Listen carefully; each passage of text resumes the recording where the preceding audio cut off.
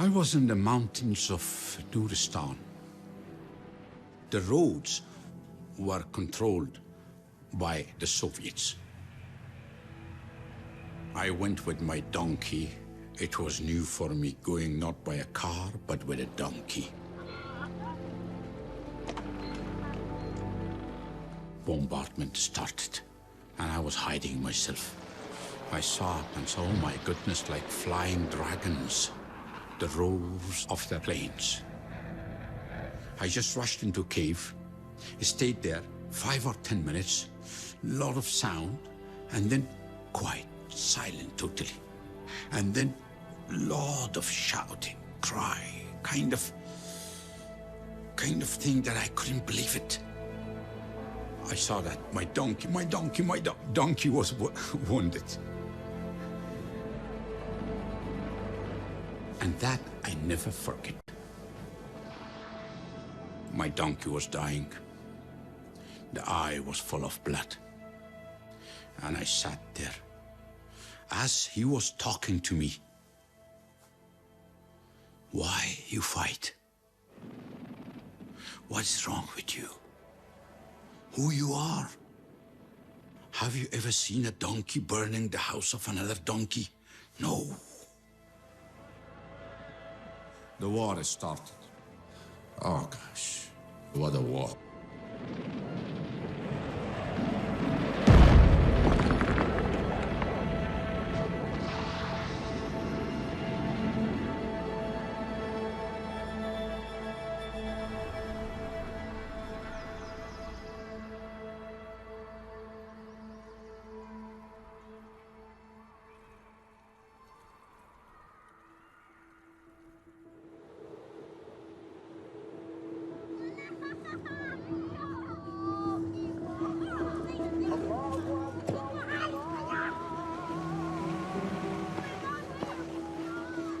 On a cold winter day in December 1979, the Soviet army entered Afghanistan. The country was on the brink of civil war. Thousands of people were taking to the streets to protest the Afghan communist regime that has seized power with a violent coup a year and a half earlier.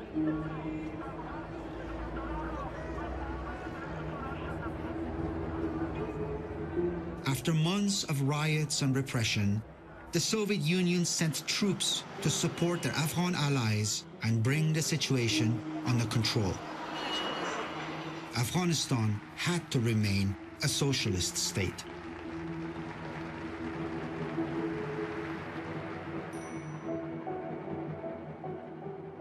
Мы, военные, все хотели, чтобы нас направили в Афганистан.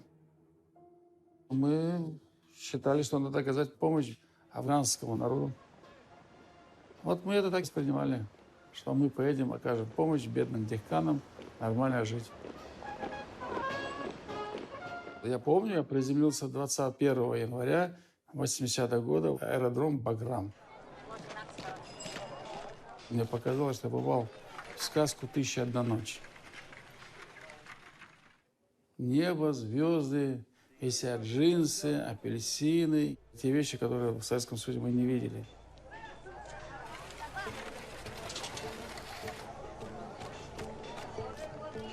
Я думал, что они отнесутся с радостью к водному, там, к нам, советским. А все оказалось наоборот. Я же видел по глазам, как они на нас смотрят.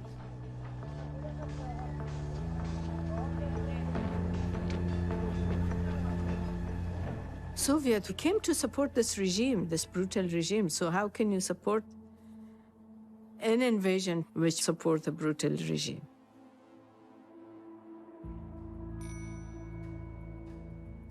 I've been a student in the medical faculty, and I was part of the resistance. We were distributing night letters. We were writing on the wall during the night. Dead to Russian, get out of our country, and so on, to encourage people to resist against the invasion and against the regime. The fight against the godless Soviets united both peasants in the countryside and members of the elite. Right from the beginning in my life, living amongst my people, I knew that we were strong Muslims, and still we are, but not Islamist, but not fanatic.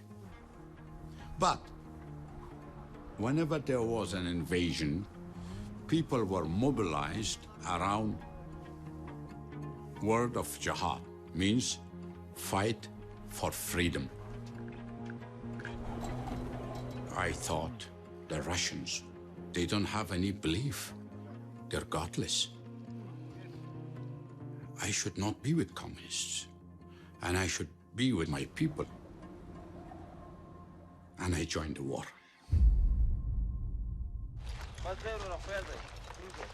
The Islamists had led the protests against the communist government.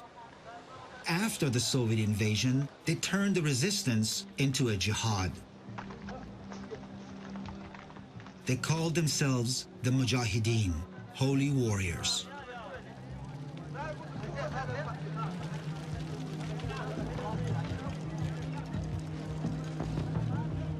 Mujahideen and ready to die rather than submit to the domination of the Russians.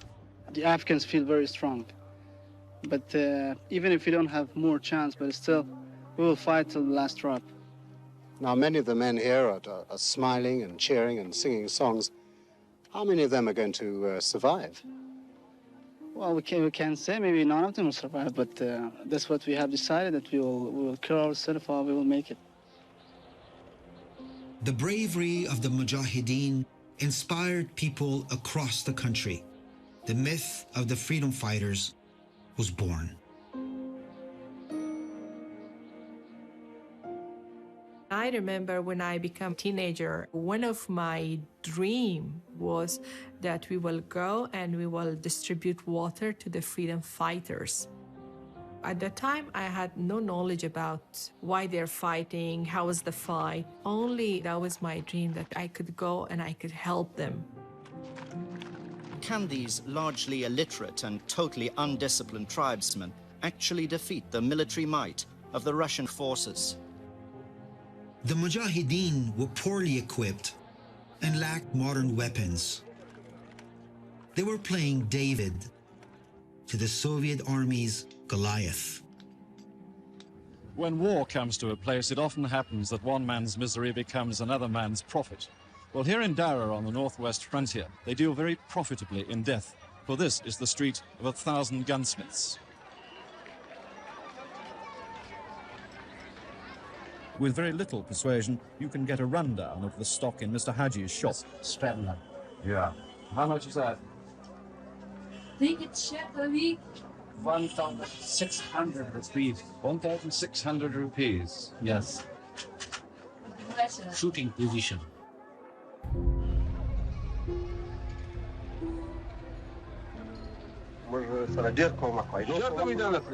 We are not being helped with arms.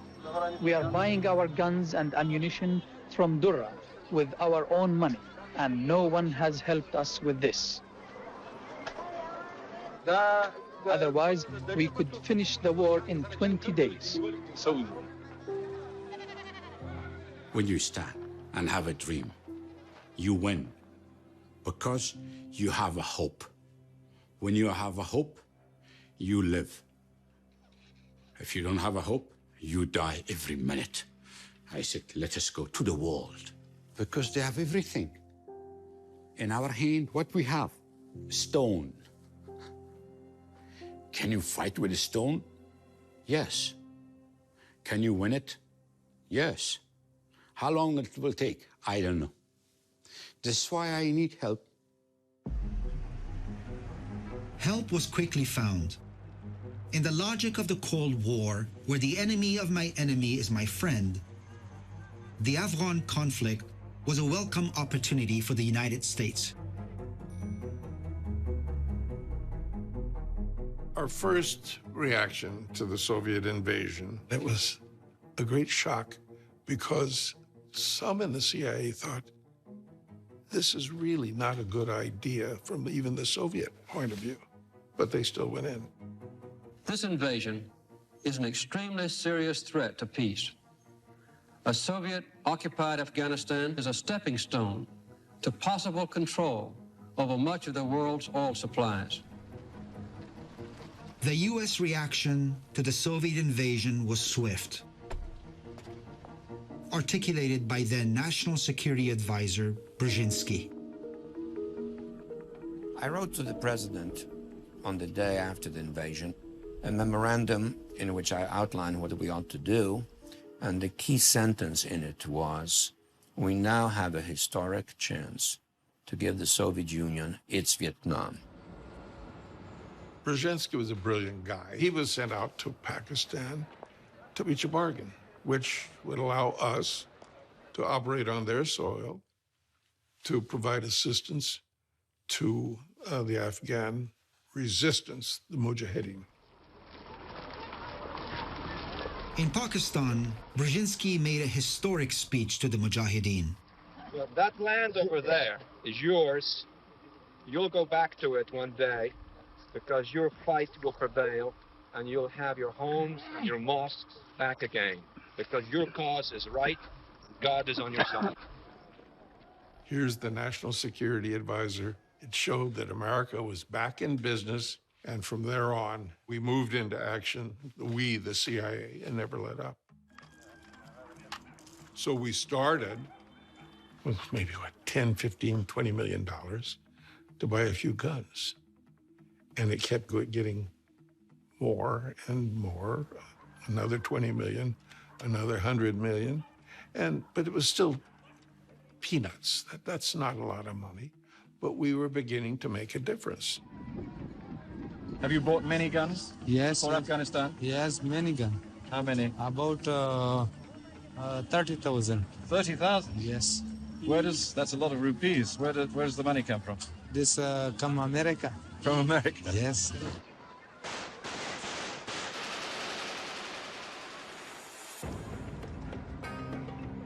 The nearest Pakistani city to Kabul and the Afghan border is Peshawar. After the Soviet occupation, Afghanistan's Mujahideen claimed Peshawar as their capital in exile. This is just one of countless headquarters that have sprung up in Peshawar. You can't escape the atmosphere of Peshawar. If anything describes it, it's the bar scene in the movie Star Wars. Everybody is there. The Mujahideen are there. KGB spies are there. CIA's there. Every other intelligence service, the good, the bad, and the ugly, everybody is there. Peshawar became a hub for the resistance. But the Mujahideen were not united. Divided along ethnic lines, 7 different factions competed for weapons coming from abroad. That where we were just now was just one rebel organization. Here, 40 yards down the road, is another.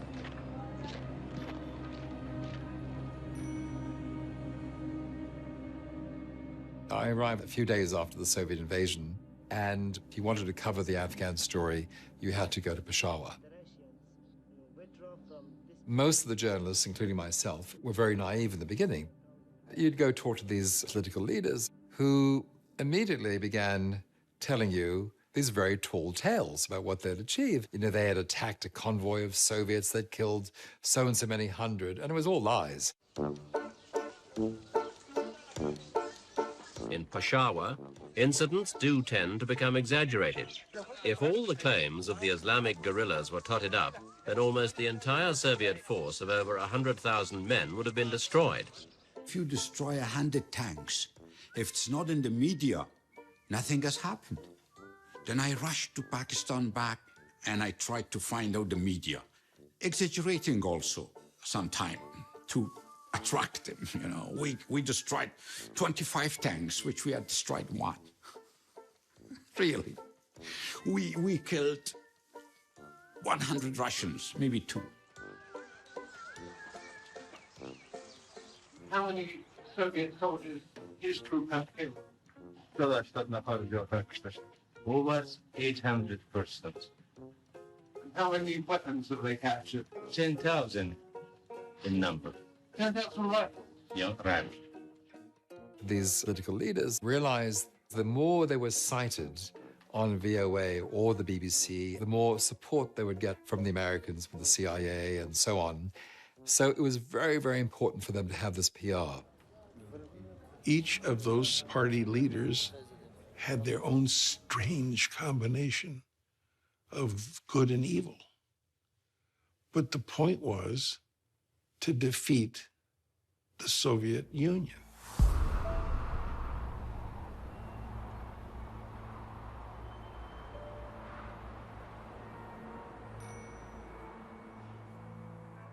Я попал в Афганистан, в общем, по собственной глупости. Я занимался международной журналистикой. Возникла необходимость поменять корреспондента в Кабуле. Я сказал, я хочу. И им сказали, ты хочешь? Вперед. Это была такая моральная потребность быть причастным к чему-то значительному. Была возможность помочь этому народу. Вот мотив был такой. Он был чем-то, может быть, схож с гражданской войной в Испании в 1939 году. The Soviets helped the Afghan government not only with troops and weapons, but with huge investments to support development of the country. Kabul began to look like a socialist capital. Women gained near equal rights to men. Some even joined the fight against the Mujahideen.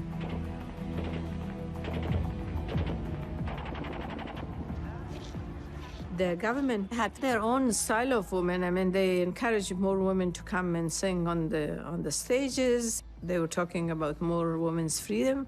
But unfortunately, from the Mujahideen side, there was nothing for women except beating them up and should have hijab and should not work, should not do anything. When the government was saying education for women, they said no education. Freedom for women, no freedom for women. So it was, women actually was used as a political tool by both sides. The Soviet army planned to restore order in Afghanistan without major fighting. But as it faced a growing resistance in the mountains, a short mission turned into an endless war. Сегодня нам опять как и вчера, с утра работа наша боевая, и по команде мы уйдем, ведь нам пора лететь туда, где мы нужны, где нету рая. Здесь где-то рядом притаилась смерть, и потому мы жмемся к скалам, а впереди нас ждет такая круговерть. Не обойтись простым скандалом, благословен.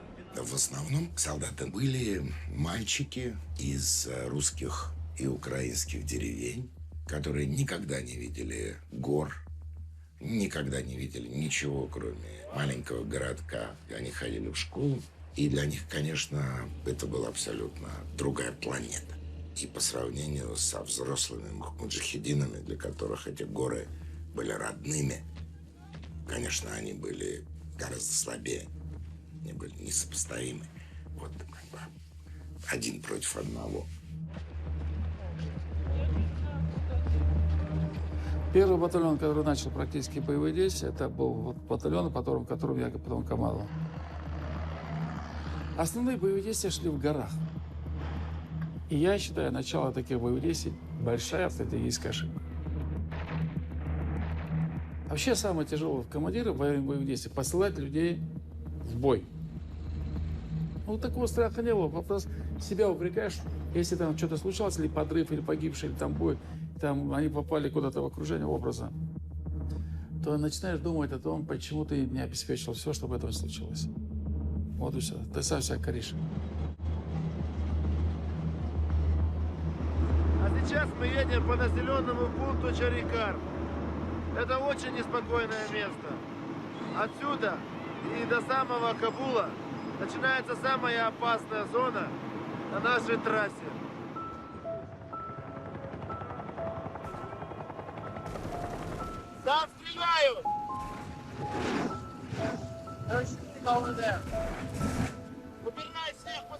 Over 100,000 Soviet troops are stationed in Afghanistan.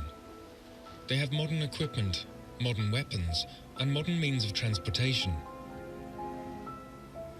But they can do little against the ambushes of the Afghan guerrilla. On the road, the enemy watches the Soviet convoys and prepares the trap.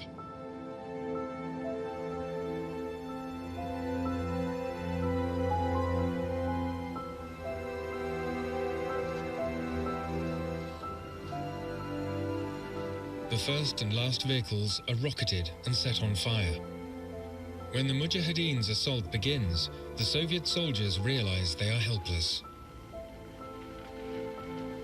The enemy will not take prisoners.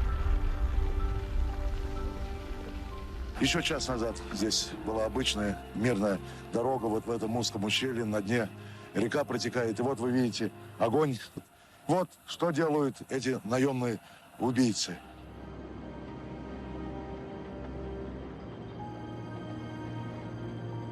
The guerrilla tactics of the Mujahideen proved successful, and one of their most skilled commanders was about to become a legend.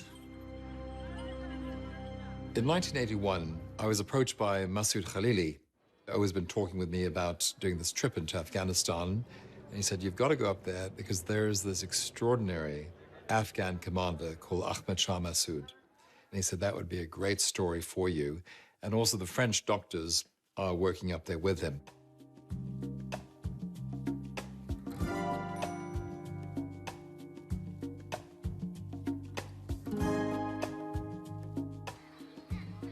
C'est notre objectif à Médecins sans frontières. Être là où les autres ne sont pas, auprès des gens, des populations civiles qui sont en danger. Nous achetons les mulets et les chevaux dans les camps de réfugiés afghans pour constituer notre caravane. Ils sont adaptés aux situations extrêmes que nous allons traverser.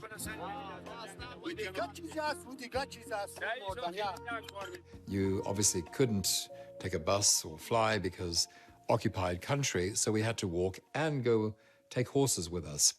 Ça voulait dire sélectionner pour chaque caravane 150 chevaux, un mulet. Je pouvais contrôler un cheval et puis l'inspecter sous tous les aspects pour décider si oui ou non il allait être apte à transporter les médicaments. And then you came to the foot of these 5,000 meter high mountain passes and you had to walk up them. It took hours for the horse caravans to get up. And I kept thinking, I'm in the 19th century here. Nous allons marcher 35 jours, faire de longs détours pour éviter les garnisons de l'armée soviétique ou les zones minées. I remember getting to the top and I could see probably 100 kilometers into the Hindu Kush. These mountains, snow-topped mountains, and in all directions. And I just thought, Afghanistan, this is it. La première impression, c'est le sentiment de liberté absolue.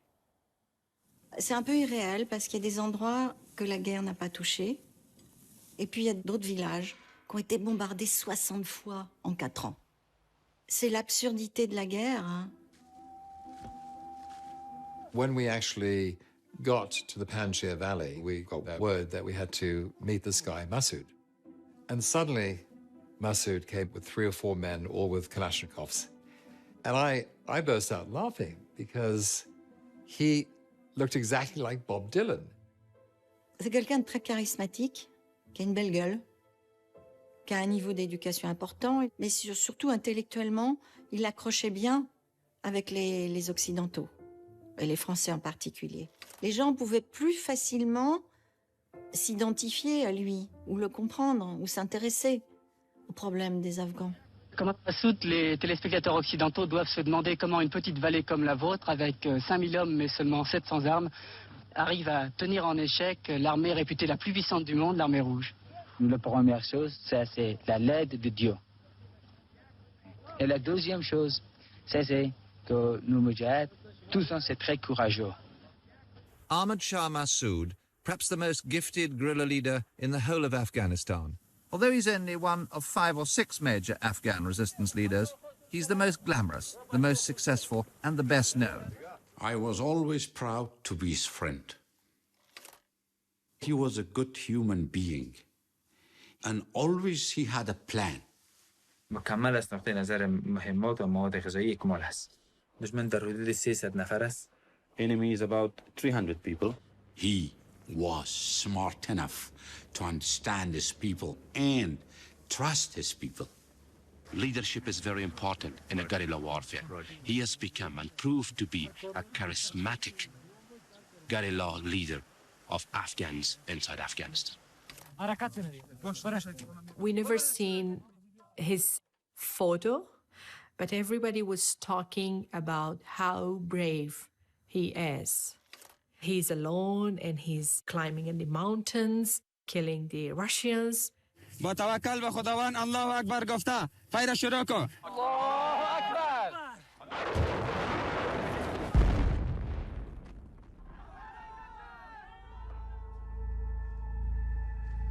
A revolution eats its own children, they say. Competition for money, weapons, and glory generated conflict between Mujahideen commanders. The most heated rivalry was between Masood and Hekmatyar, the powerful Islamist leader. In Afghanistan, the faithful Mujahideen are fighting to establish a pure Islamic government, and they are selflessly offering their lives, taking up arms in order to establish a foundation for the Sharia of Islam and the fundamental Islamic way. In the effort to provide assistance to the Afghan groups, people took the easy route and defined them as fundamentalists and moderates. After I got there, I thought, who thought that up? They were all pretty fundamental in what they were going to do about this Soviet invasion. If Masood was a darling of the French and the British, then Hekmatyar was misunderstood mostly in the West. They just think he's a beast and evil, but he's probably among the most brilliant, in a dark sense, of all the Mujahideen leaders. Was he effective? Yeah, he was. I was able to pay some of his very close commanders. He readily accepted the assistance, but he was very resistant to our involvement.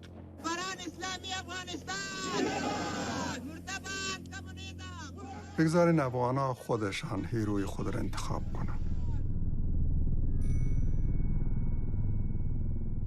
متاسفانه ما افغانستان و کشورهای دیگه اسلامی مردمش در وضعیت قرار داریم که قهرمانای ما را هم باید دیگران بسازن و تروریستای ما را هم باید دیگران نامگذاری کنند. The tensions between Mujahideen commanders escalated over the years and had a devastating impact.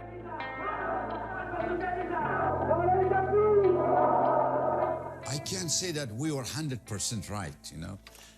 This distance between Masood and Hekmatyar started, and it became more and more deeper and deeper in such a way that even some of our commanders fought against commanders inside Afghanistan while we were fighting against the Soviets, and the people hated both of us.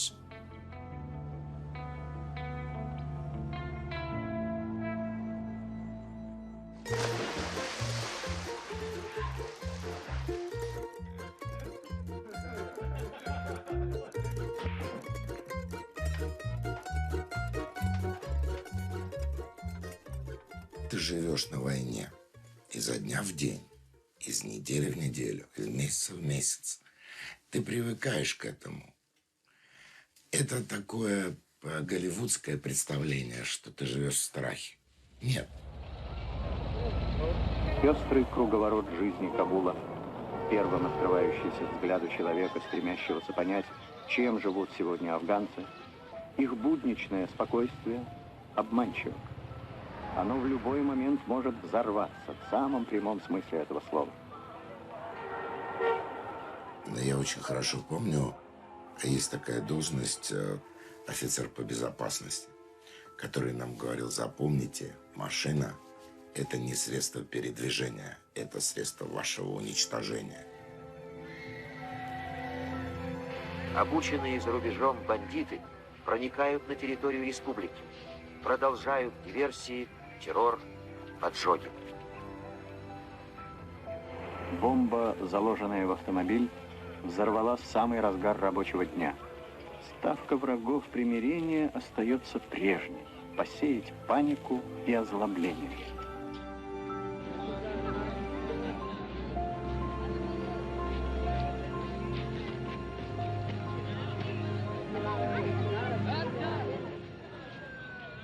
I decided to leave Kabul because I was not feeling safe. Just took my son and I went with a stethoscope, with a BP apparatus, and one current internal medicine book. So I decided to move to Pakistan.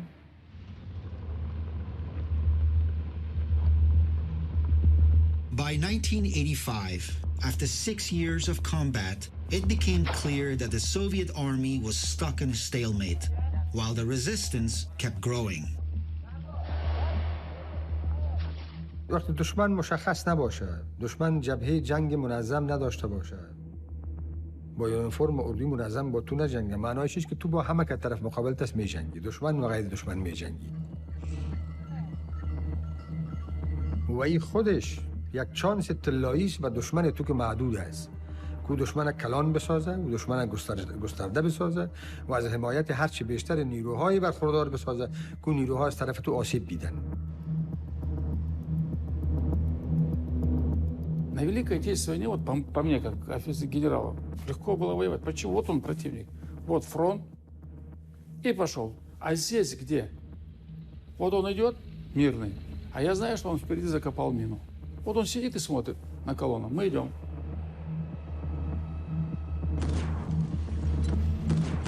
Ну и все, и что я ему скажу? Вот что я знаю, что он это сделал. Как я могу сказать?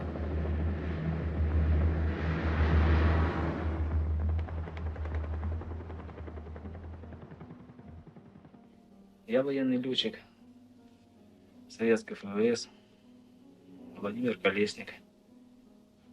Вот. Ну, естественно, у меня были свои понимания, то, что если я туда иду, то значит, может со мной случиться всякое.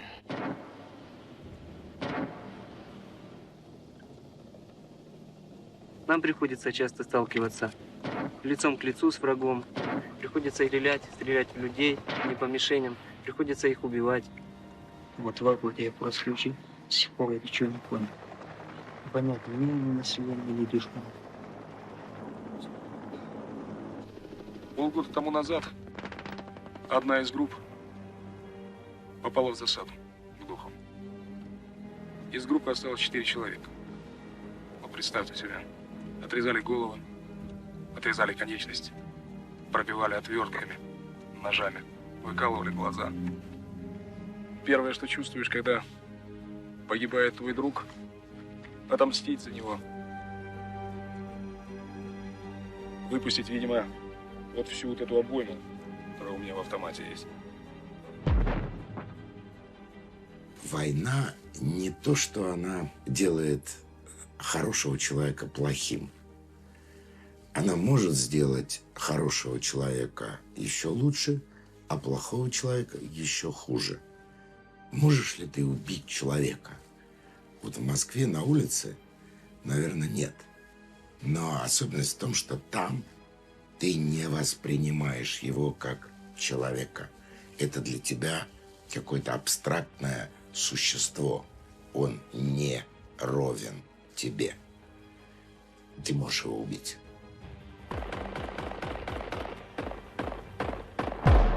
Le bruit des tirs de chaque côté vous assourdit. Et vous perdez l'état normal. Mais en même temps, c'est excitant. C'est cette volonté de combattre l'ennemi. Si on est tué, on est martyr, on va au paradis, donc on est gagnant. Si on tue l'ennemi, on est glorieux. Donc il n'y a pas de défaite et il n'y a pas de peur.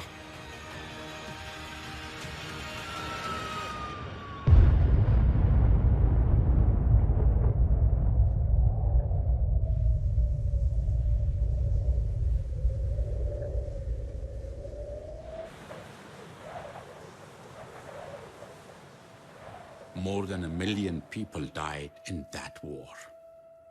More than 200,000 were wounded and maimed with no leg, no hand.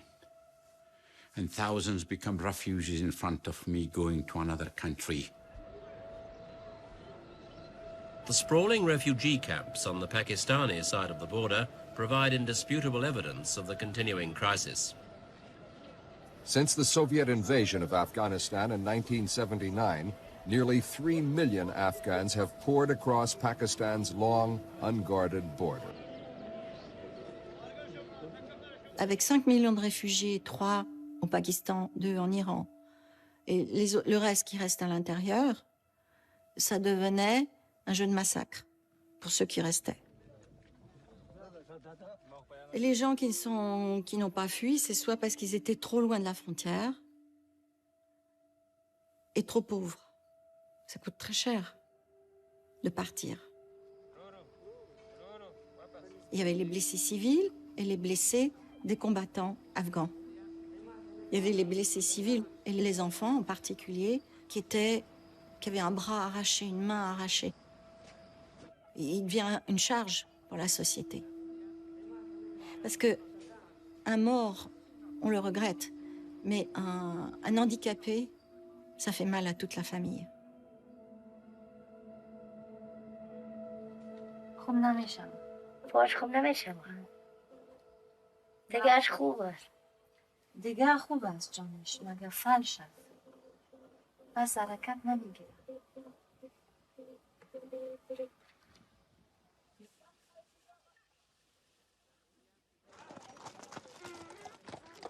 I talked to a lot of refugees coming out, making their way toward Pakistan, and they'd be walking up this very, very difficult mountain pass. Children forced to walk, men carrying their kids. It was the most pathetic sight.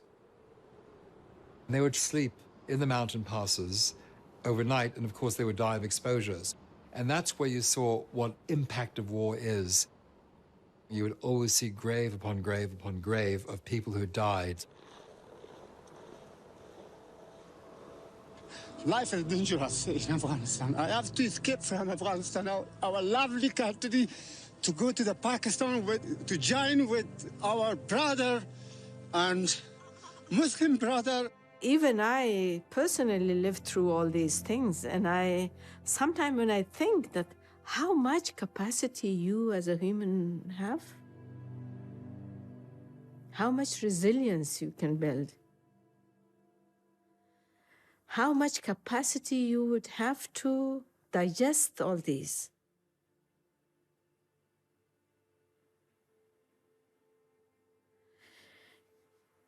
And I think we should burst, we should turn to pieces with all these pain.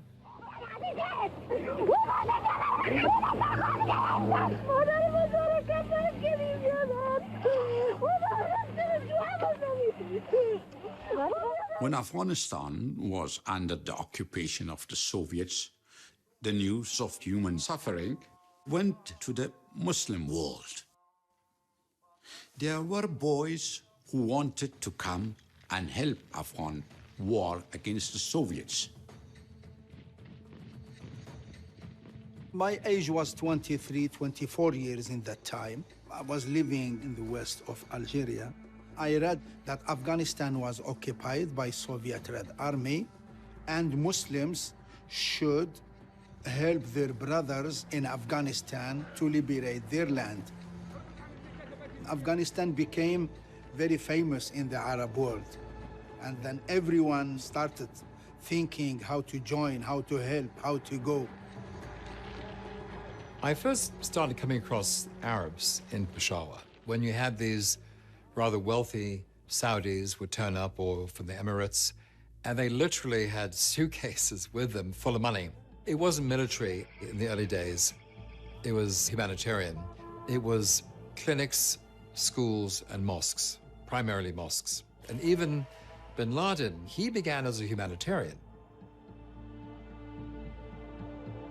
I found Osama bin Laden active full-time in Peshawar.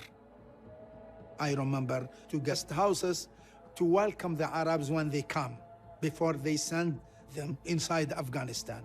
Osama bin Laden used to give the money for this, rent, expenditure, 1 small car to bring the shopping to the telephone for the bills, this. And he continued doing like that till late 87. In Peshawar, the Arabs were reaching out to Afghan refugees, recruiting from the youngest among them. All these Arabs who were involved, I mean, I seen it. They trained them to be that extreme. In all the camps, they built madrasas, the religious school, so-called. The Afghan families give the male children to these madrasas to be educated, to be fed. Then they were kept over there to segregate them, to train them, to brainwash them. They were the one who became Taliban. No education, no formal education.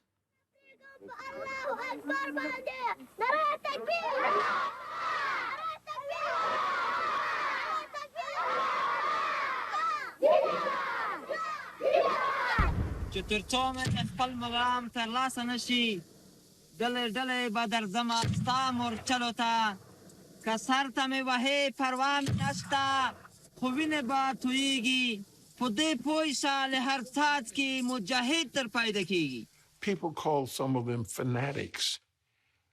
Everybody has a fanatic somewhere deep inside them.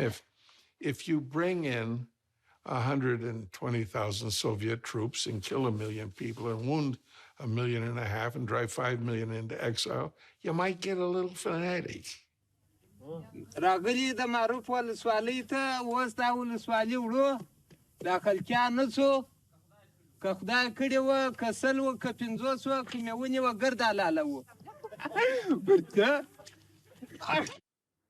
Politics is always dirty. And the countries who are involved, they choose the most conservative group of people and train them and made them monsters just to get rid of the USSR.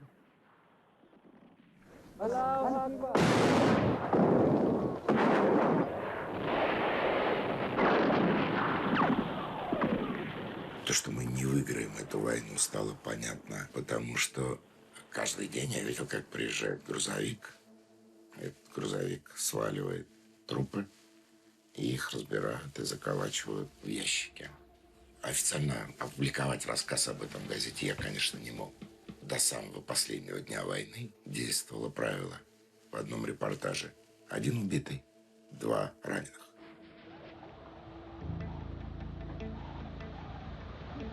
In 1986, Moscow admitted that it was impossible to win against a guerrilla force that had the support of the population and was supplied by the West and the Arab world. Невозможно выиграть у людей войну. Невозможно. Тем более партизанскую войну. У нас же, еще раз говорю, это была задача не армии. It was the new Soviet leader, Mikhail Gorbachev, who finally sought a way out of the Afghan trap. Контрреволюция и империализм превратили в кровоточащую рану Афганистан. Мы хотели бы уже в самом близком будущем вернуть на родину советские войска, находящиеся в Афганистане. For U.S. President Ronald Reagan, the USSR was the evil empire. In the struggles of the Soviet army, Reagan saw an opportunity to give the enemy a final blow. American support of the Afghan freedom fighters escalated.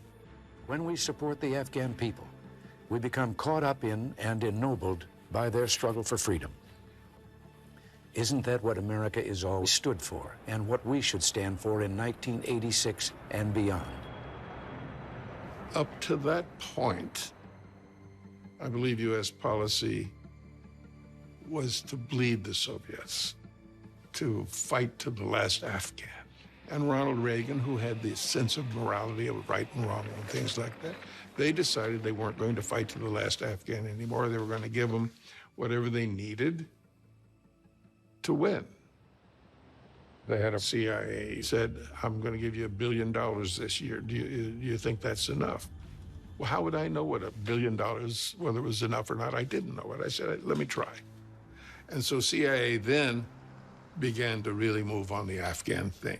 It was sort of, patience my ass. Let's get out there and shoot some Russians. The Mujahideen had been slaughtered by Soviet gunships, and nothing we were able to give them would work effectively. So we said, you can have Stinger missiles. Stingers was one of the most effective anti-air missile. It was light, it was movable, not difficult to learn. Put on your shoulder, and the rocket goes, and the plane comes down. By the first shot, we told the Russians, you are no longer the king of the air. We can stop you. And that was the beginning of their defeat.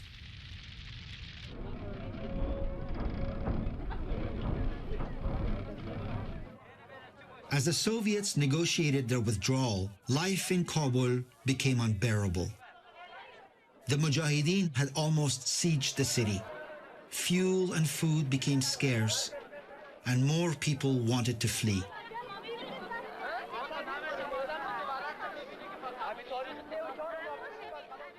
The Soviet Union today formally agreed to pull its troops out of Afghanistan. Большая часть людей была счастлива, что они вернутся домой. Все были счастливы. Все мечтали вернуться домой. Точка. You want to fight a war? Be on the side of the resistance, and you'll always win. They don't lose. What did the CIA effort cost over a 10-year period from December 1979 to February 1989? $5 or $6 billion? $5 or $6 billion is what, a month of our effort in Afghanistan today? 1 month? With no chance of winning? 1 month? In 1989, the Soviet expedition into Afghanistan finally came to an end. 10 years after its start, the communist government in Kabul was left alone to deal with a divided nation and an economy in tatters. The war left 15,000 dead on the Soviet side and an estimated 1 million Afghan victims. But the Soviet withdrawal would not end the war in Afghanistan. مذاکرات در ژنو صورت گرفت در رابطه با خروج نیروهای شوروی از افغانستان. در این مذاکرات مجاهدین حضور نداشتند. چرا؟ مسکو و واشنگتن با هم نشستند، تصمیم گرفتند در غیاب مجاهدین. پس ما با یک سازش مشترک مسکو و واشنگتن روبرو شدیم. Against all odds, the Mujahideen resisted the mighty Soviet army for 10 long years. Now, they got ready to overrun the communist government in Kabul. But the conflicts between the commanders would open the next dark chapter in the country's history.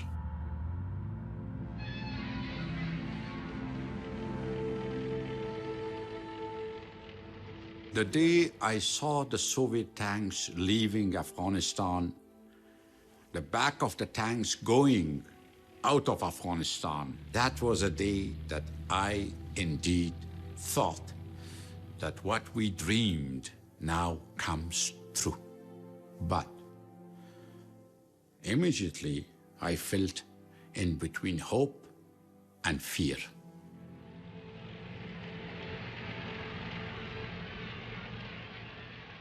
We saw the last Soviet soldier lift the country. We were being like, oh God, finally, they left and we won the war. This is the chapter close and the new chapter will start, but the good one. We feel so free. It's like, breathe back, and this is the country back. But lots of bad things happen. It was not the end of the journey of the Afghan people.